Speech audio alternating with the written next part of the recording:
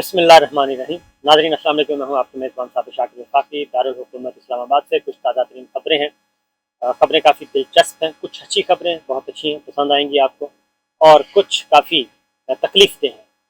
और तकलीफ देह इसलिए हैं कि हमारे जो बड़े हैं, जिन पे हम एतबार करते थे बहुत ज़्यादा, और पूरी कौम की नज़रें उन पे होती थी, और पूरी कौम समझती थी कि अगर वो कोई बात करेंगे तो वो हकीकत पर मबनी होगी, वो सच होगा, वो हक होगा, और आंखें बंद करके पाकिस्तान की कौम उन पर एतबार करती थी।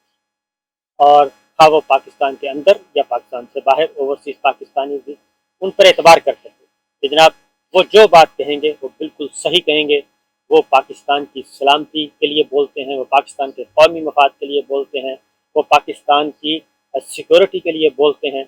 और उनकी ज़ुबान से निकला हुआ लफ्ज़ हकीकत पर मबनी होता है, और न सिर्फ हकीकत पर मबनी बल्कि बड़ी तहकीक के बाद बोला जाता है।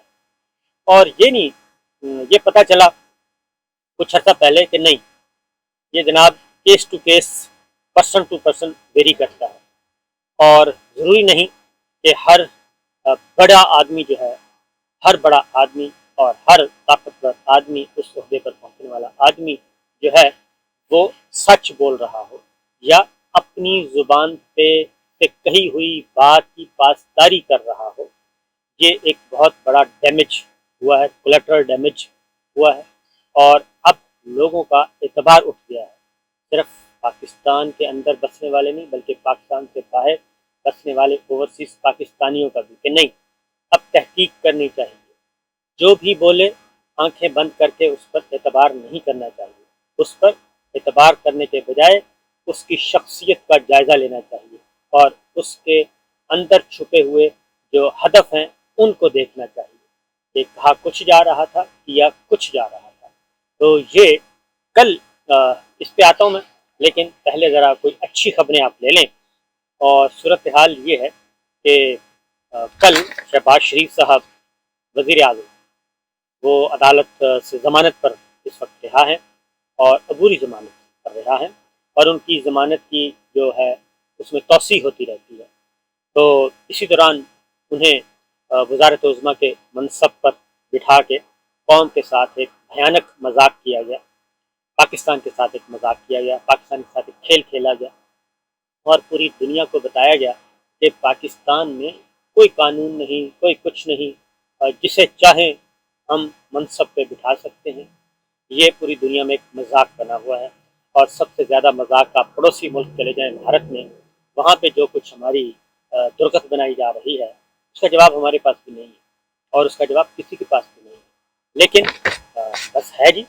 और माइट इज़ राइट, जिसकी लाठी उसकी भैंस, ये कानून है, ये चल रहा है ना। आईने पाकिस्तान भी एक साइड पे रख दिया गया, हमारा अदालती निज़ाम भी एक साइड पे रख दिया गया।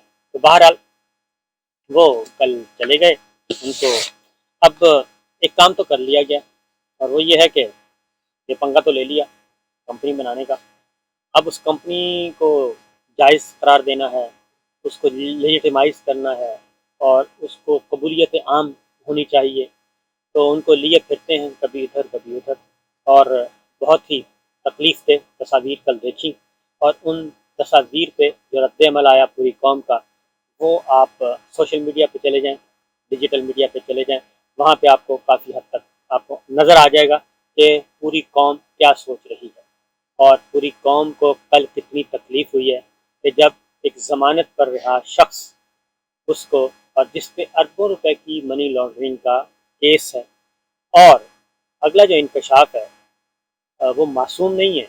अगली बात ये है, वो मासूम नहीं है, क्योंकि इस वक्त भी जब कि वो वज़ीर आज़म है, इस मुल्क का चीफ एग्जीक्यूटिव है, वो और उनके बरखुरदार जो कि विजिटर्स गैलरी के सीएम हैं, वो भी दोनों आज पेशी थी उनकी लाहौर अदालत में, और वहाँ पे ट्रायल कोर्ट में।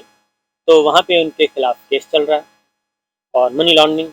और दूसरा, नंबर वन तो सलमान शहबाज, जो कि तुर्की के सरकारी दौरे पे तुर्क सदर के साथ बैठे थे, और अपने वालिद साहब के साथ बैठे थे, और सरकारी वफद का हिस्सा थे।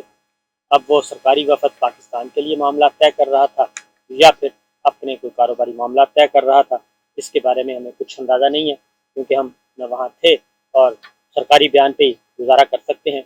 تو سلمان شہباز صاحب کو جی وارنٹ گرفتاری جاری کر دی ہے ٹرائل کورٹ، اور انہوں نے عدالت نے کہا ہے کہ ان کے وارنٹ گرفتاری ضروری ہے، کیونکہ ایف آئی اے کو وہ مطلوب ہیں اور ان سے انویسٹیگیشن کرنی ہے۔ طاہر نقوی صاحب ہیں، ایک ملک مقصود صاحب ہیں، ان کے بھی وارنٹ گرفتاری جاری کر دیے گئے ہیں۔ اور ساتھ ہی ساتھ اگلی بات، ٹرائل کورٹ جب پوچھا، ظاہر ہے ان کے جو وکیل صفائی ہیں وہ تو کہہ رہے ہیں کہ ان کو ضرورت ہی نہیں ہے، بہت انوسنٹ ہے، سیاسی انتقام کا نشانہ بنایا گیا۔ لیکن یہ جب پوچھا گیا پروسیکیوٹر سے، ایف آئی اے کے پروسیکیوٹر سے، تو انہوں نے عدالت کو یہ بتایا، انہوں نے کہا کہ ہمیں شہباز شریف صاحب کی بھی گرفتاری چاہیے اور ہمیں حمزہ شہباز کی بھی گرفتاری چاہیے، اور ہمیں یہ فزیکلی ہمیں درکار ہیں، کیونکہ ہم نے ان سے انویسٹیگیشن کرنی ہے، بہت ساری چیزوں کی تحقیقات کرنی ہے، اور اربوں روپے کا جو منی لانڈرنگ کا کیس ہے اس کے سلسلے میں ہماری تحقیقات رکی ہوئی ہیں۔ لہٰذا یہ جانتے ہوئے بھی کہ ایک صاحب کو وزیر اعظم بنوایا گیا، دوسرے صاحب کو وزیر اعلیٰ صوبہ پنجاب کا سب سے بڑا صوبہ اس کا وزیر اعلیٰ بنوایا گیا، تو یہ جانتے ہوئے بھی تو ایف آئی اے نے یہ اسٹیٹمنٹ دی ہے ٹرائل کورٹ میں کہ شہباز شریف اور حمزہ شہباز دونوں کی گرفتاری ہمیں مقصود ہے۔ تو یہ تو ایک فیکٹ، اور اسی طریقے سے سی ایف او ہیں ان کی بھی، پھر یہ کہ ضمانت میں ان کے توسیع کر دی گئی ہے کچھ دنوں کے لیے، اور 11 جون تک توسیع کر دی گئی ہے، اور اس کے بعد دوبارہ ہیئرنگ ہے۔ تو یہ صاحب جو ہیں یہ کل اسٹاف کالج، اس سے پہلے یہ پشاور ان کو وزٹ کروایا گیا، اور پشاور کور کا، اور وہاں پہ خواجہ آصف صاحب بھی تھے، وزیر داخلہ رانا ثناء اللہ صاحب بھی تھے، جن کے بارے میں آپ زیادہ نہیں، صاحبزادہ فضل کریم کے صاحبزادے ہیں، ان کی گفتگو سوشل میڈیا پہ موجود ہے کہ رانا صاحب کے بارے میں دنیا کے، بلکہ ہاں کہنا چاہیے دنیا کے، پاکستان کے طاقتور ترین فرد نے ان کو کیا بتایا تھا، صرف ان کو نہیں بتایا تھا بلکہ کافی لوگوں کو بتایا تھا، اور یہ سننے والوں میں ہم بھی شامل تھے۔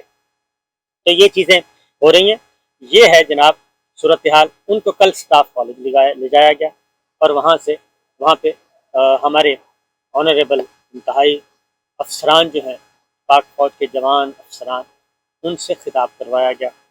تو ٹھیک ہے جی، آپ کروا سکتے ہیں، لیکن بس میں اتنا کہوں گا کہ اپنے سبارڈینیٹس پہ نہیں، کیونکہ وہ تو آپ کو شاید بریف نہ کریں، وہ خود اس وقت بہت زیادہ پریشر میں ہیں، تو آپ صرف سوشل میڈیا پہ جائیں اور سوشل میڈیا پہ جا کے دیکھیں کہ اس پہ پاکستان کے عوام، پاکستان کی یوتھ، پاکستان کے بچے بوڑھے کیا تبصرہ کر رہے ہیں، تو آپ کو اندازہ ہو جائے گا جناب کہ معاملات کس طرف جا رہے ہیں۔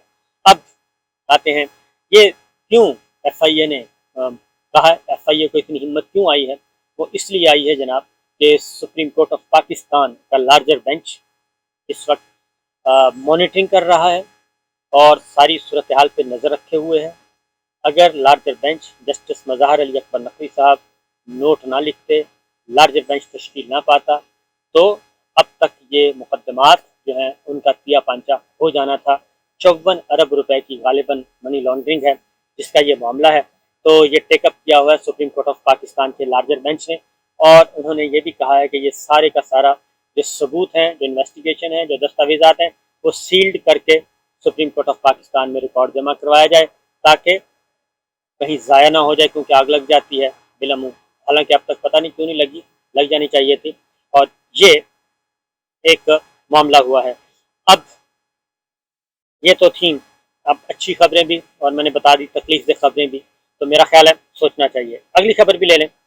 اس وقت کی اسٹاک ایکسچینج ایک ہفتے میں تقریباً 200 ارب روپے کا خسارہ ہو چکا ہے، 200 ارب روپے کا خسارہ ہو چکا ہے۔ مہنگائی میں 23% تک اضافہ ہونا ہے جی، اور پنجاب ٹیکسٹائل ملز میں گیس بند کر دی گئی ہے، اور گیس کی قیمتیں بھی 45% بڑھا دی گئی ہیں۔ महंगी कर दी गई है। तो ये लोड शेडिंग के लिए एक मीटिंग कॉल की गई है। मैं आपको फिर बता रहा हूँ कि ये लोड शेडिंग जो है ये मसनूई है, ये हकीकी लोड शेडिंग नहीं है। ये सिर्फ़ और सिर्फ हमारे इत्तलाआत के मुताबिक इसलिए की जा रही है कि लोग तंग आ जाएं, लोगों की ज़िंदगी जीर्ण हो जाए और लोग डिमांड करें कि हमें बिजली चाहिए। और एक तरफ लोड शेडिंग है, दूसरी तरफ 16-16 रुपए फ़ी यूनिट बिजली बढ़ा दी गई है। एक बात, बिजली है नहीं, कीमत बढ़ा दी गई। अगली बात यह है कि अब इन्होंने करना है वही वाला काम जो 2013 में आने के फ़ौरन बाद पहले 3 हफ्तों में कर दिया था, और वो था जो चला आ रहा था, बकायाजात चले आ रहे थे प्राइवेट बिजली घरों के, उनकी पेमेंट करनी है। और ये हालात को उस तरफ लेके जा रहे हैं कि जब पूरी कौम बिलक उठे, इंडस्ट्री बंद हो जाए, और उसके बाद ये कहेंगे चलें ठीक है जी हमने ये कर दिया, क्योंकि उसका ऑडिट होना होता है।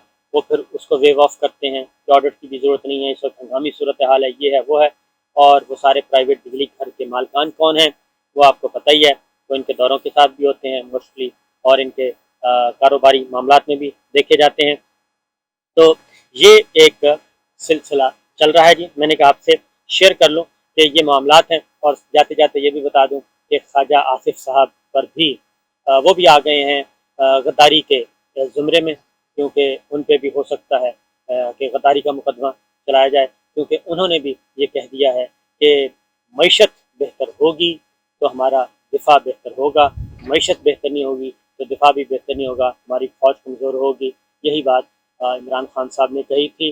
तो उनके खिलाफ बाकायदा तौर पे एक नैरेटिव बना के दिया गया था और प्रोपेगेंडा पूरे मुल्क में फैला दिया गया था, पूरी दुनिया में कोशिश की गई थी, जो कि 24 घंटे से भी ज़्यादा ना चल सका और वो अपनी मौत आप मर गया था, क्योंकि वो सारा फेक था।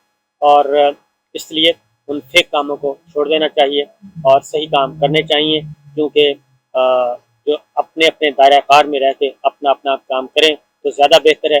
जितनी भी मेहनत की जाएंगे इस कंपनी को पजीराई नहीं मिलने वाली, ये बात ज़हन में रखिएगा, क्योंकि इस कंपनी को बनाने के जो जुज़ियात और जो इंग्रेडिएंट्स हैं और जो रीज़न्स हैं, जो वजूहात हैं, वो बहुत ही नाकाबिले क्या नाम चाहिए, नाकाबिले पजीराई है, नाकाबिले समझ है। समझ तो आती है खैर, लेकिन वो हज़म नहीं होने वाली। तो लिहाजा ये एक आपके साथ कुछ गुफ्तगू करनी थी। इंशाल्लाह अगली गुफ्तगू में हम एक और आपको अहम खबर देंगे और उसको भी ज़रा सुनिएगा। इजाज़त दीजिए, अल्लाह।